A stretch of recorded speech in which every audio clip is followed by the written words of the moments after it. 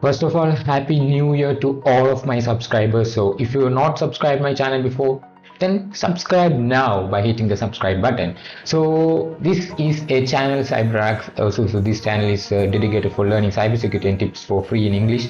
So if you're the one who want to improve your skills in cybersecurity, then subscribe. Okay, so let's begin our video. So in this video we're going to learn about offensive and defensive side of cybersecurity. So I will explain in real life scenarios, like I'm gonna open a try me RAM for this. So you can also open a try me RAM to understand what is the offensive and defensive security in real life. So I'm just first I will teach you about offensive security and what are the job roles in offensive security.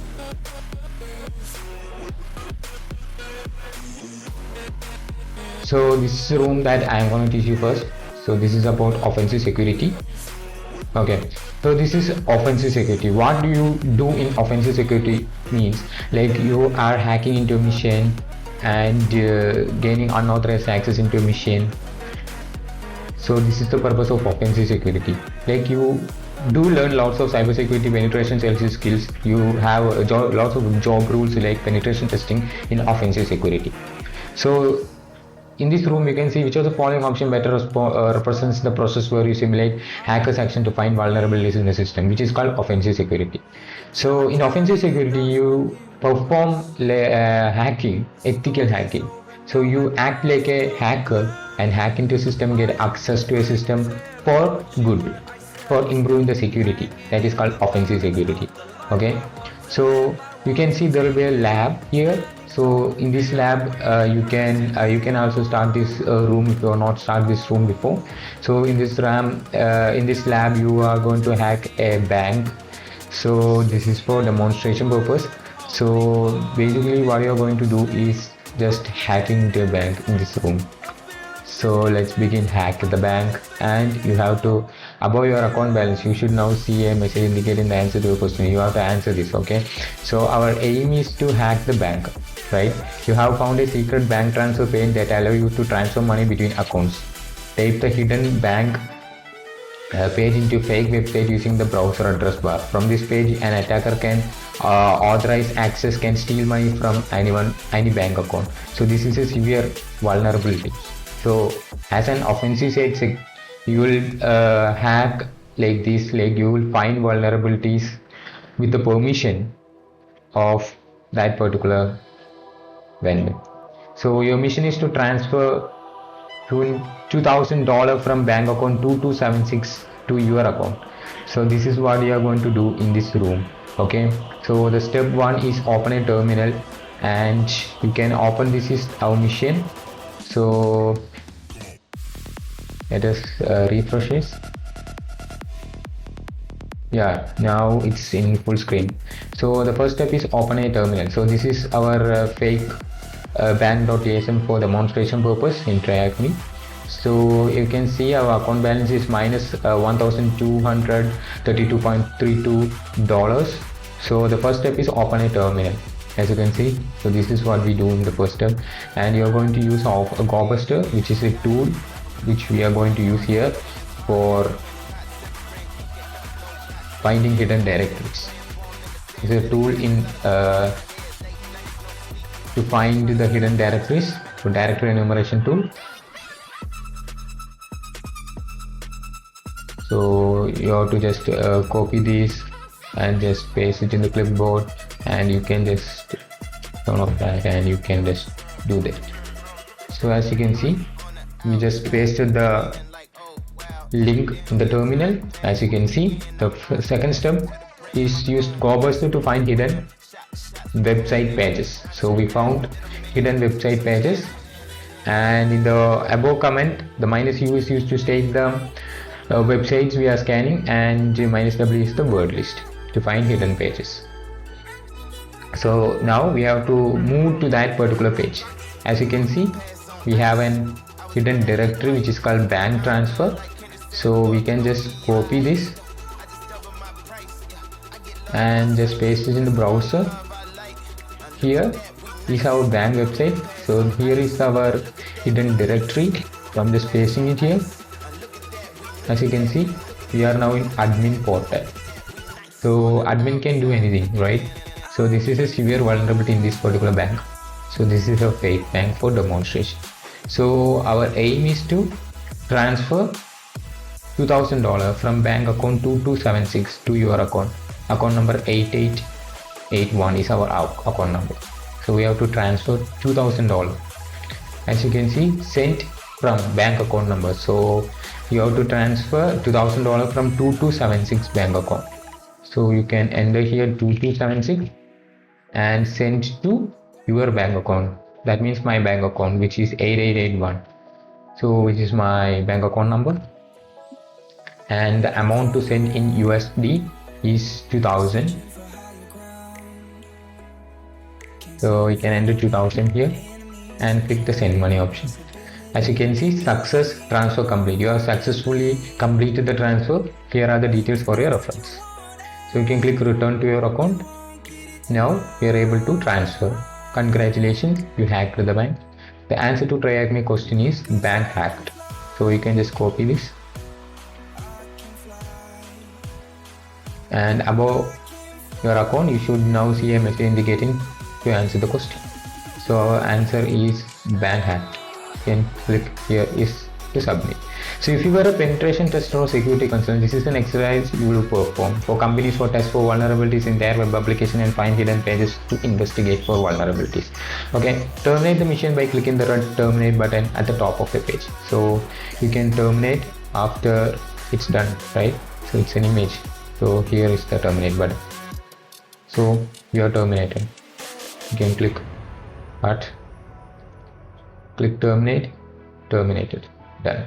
So you can just click complete here, and this is your career roles. Like if you are learning offensive security, then your careers will be in penetration tester, red teamer, and security engineer. In penetration tester, you are responsible for testing technology products for finding exploitable security vulnerabilities, and from red teamer you plays the role of an adversary, attacking an organization and providing feedback from an enemy's perspective.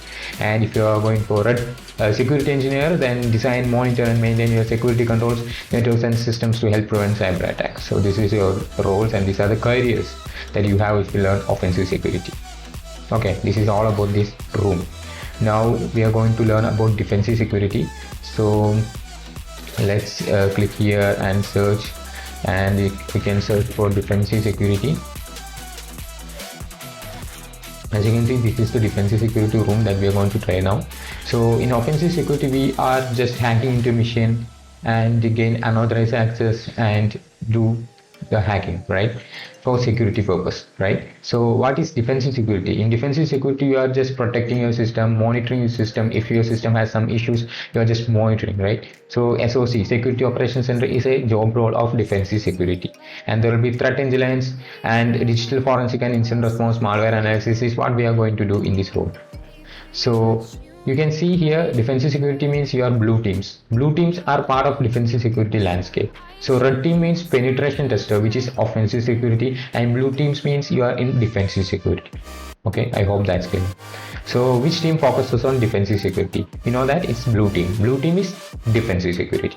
Okay, we can call us blue teamers and we can call us red teamers for offensive security. So this is a job role in defensive security, which is Security Operations Center or SOC analyst.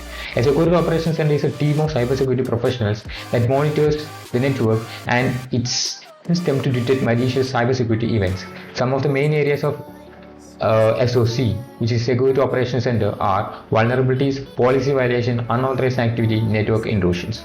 So you can read this. Okay, so this is about threat intelligence. Like in this context, intelligence refers to information you gather about actual and potential enemies. A threat is any action that can disrupt or adversely affect a system. Okay, threat intelligence collects information to help the company better prepare against potential adversaries. Okay, this is about threat intelligence, and you have digital forensic and incident response. So which is digital forensic, incident response and malware analysis. The section about DFIR, which is digital forensic and incident response, are digital forensic, incident response and malware analysis. These are the three sections of DFIR, which is digital forensic and incident response. In digital forensic, Forensic is the application of science to investigate crimes and establish facts. You know about forensics, right?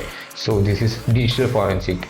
You are just, if you are in a crime scene, then you are just getting the phone or the digital products, the electronic products of that particular victim, of that particular area. You will collect digital evidences, right? This is about digital forensic. And there will be incident response. So the four major phases of incident responses are preparation, detection and analysis, containment, eradication and recovery, and post-incident activity. You can read this to understand about this. Okay, so first step is preparation and detection and analysis, and containment, eradication and recovery, and post-incident activity. And there will be malware analysis. In malware analysis, there will be static and dynamic analysis. So we will analyze malware by running it, which is called dynamic analysis, and we will look for the we will analyze malware without running it. This is called static malware analysis. Okay, so this is as you can see, static analysis and dynamic analysis.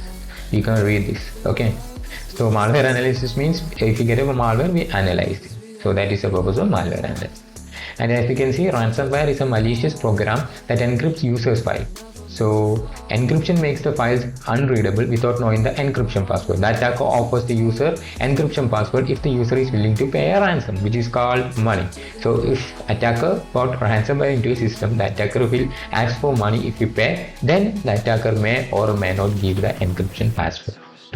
So your content in your whole computer will be encrypted, and you are unable to do anything in the computer, which is called ransomware. If you are infected, then you need to pay a ransom to unlock, but there is no guarantee that you will get your data, so which is called ransomware, guys. So here we got three questions, which is the first one is, what would you call a team of cybersecurity professionals that monitors a network and its system for malicious events? As you can see, there will be hint here, which is called SOC. We know the full form of SOC is Security Operational Centers. So you can see Security Operations Center. So which is the answer? As you can see, we are the Security Operations Center is a team of cybersecurity professionals that monitors the network and its system to detect malicious cybersecurity events. Some of the main areas of interest of SOC will be listed here. You can read. Okay, so the answer for this question is Security Operations Center. And what does DFIR stand for? DFIR means Digital Forensic and Incident Response, right? So, and there will be three sections, which is digital forensic, incident response, and malware analysis in DFIR. Okay, so we can paste this. And what kind of malware requires the user to pay money to gain access to their files? As we learned in malware analysis, there will be ransomware. So which is a malicious program that encrypts users' file and asks users to pay a ransom, which is asking users to pay money, right? So the answer is ransomware. And we are on practical. So this is a practical scenario of defensive security. So defensive security means you are, as you can see, you are a security operations center SOC analyst. So as I mentioned before, SOC analyst is a job role of defensive security. So this bank SOC uses a security information event management SIEM tool, okay, so which gathers security related information and events from various sources and presents them on one dashboard. If the SIEM finds something suspicious, an alert will be generated. This is the purpose of SOC analyst. If you are working as SOC analyst, then you do have a SIEM tool, and you will it will display for anything happens. Like if an incident happens, it will be in the dashboard of SIEM tool. So you can see in real life example. I'm just clicking view site here. So we have to answer the question, what is the flag after that you obtained by following. Like this is for example, this is a SIEM tool, okay. As you can see, inspects the alerts in your SIEM dashboard, find the malicious IP address from the alerts and make a note of it, and then click on the alert to proceed. As you can see, this is an example of SIEM tool, okay. So if you are working as a SOC analyst, you do get a SIEM tool. So let's assume this is your SIEM tool, and as you can see, there will be a lot of alerts here. Successful SSH authentication, there will be nothing suspicious in this alert. But when you move to this, there will be a red, right? Unauthorized connection attempt detected from IP address, and we got the IP address of the unauthorized connection attempt. So this is red, that means this is suspicious, right? And the third one is the user John Doe logged in successfully. so you do get an event ID. So if you work in SIEM, then you will do get event IDs like this, and you have to search the event ID. What is this event ID in online sometimes? So you can search, like if you're working in SIEM or SOC analyst, you can search for event IDs like this. So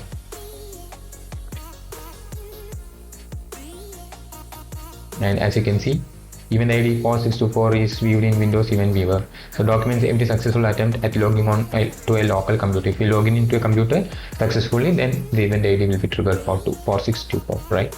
So this is the purpose of that event ID.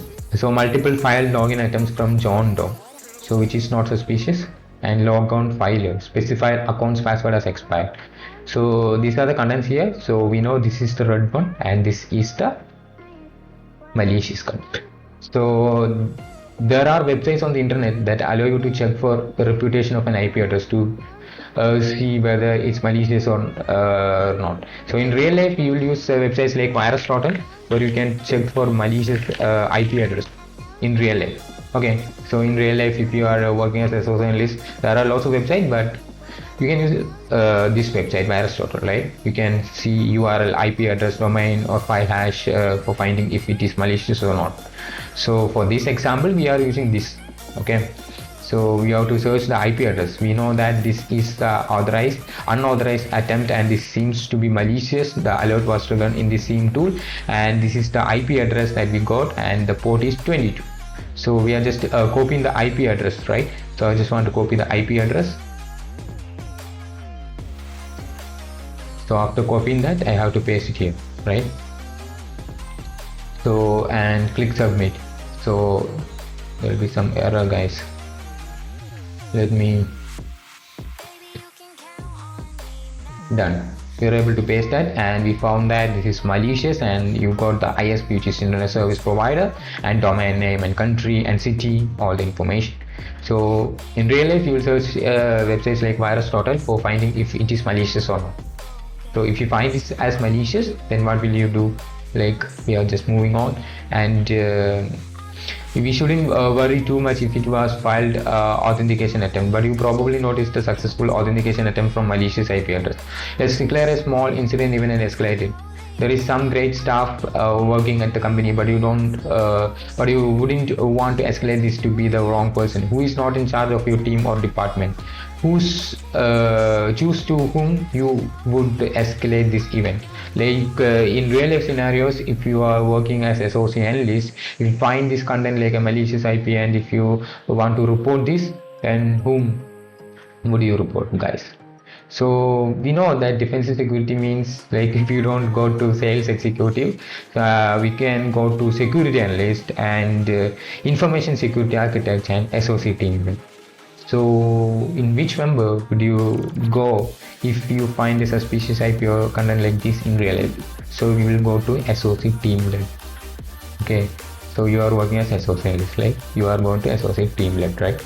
So you got the permission to block the malicious IP address, and now you can proceed and implement the block rule. Block the malicious IP address on the firewall and find out what message they left it for you. So you have to block that particular IP address from the firewall, right? So you have to just already in the firewall you can see block list here. So in real life example, you do get your own firewall. Okay, so I'm just entering the malicious IP address. Okay, and clicking the block IP address, and we are done. So this is what we do in real life in SOC analyst, which is defensive security. And you got the flag, and I'm just submitting the flag, and you're done. So this is all about the real life walkthrough of offensive and defensive side of cybersecurity, and I hope you enjoyed this. Thanks for watching.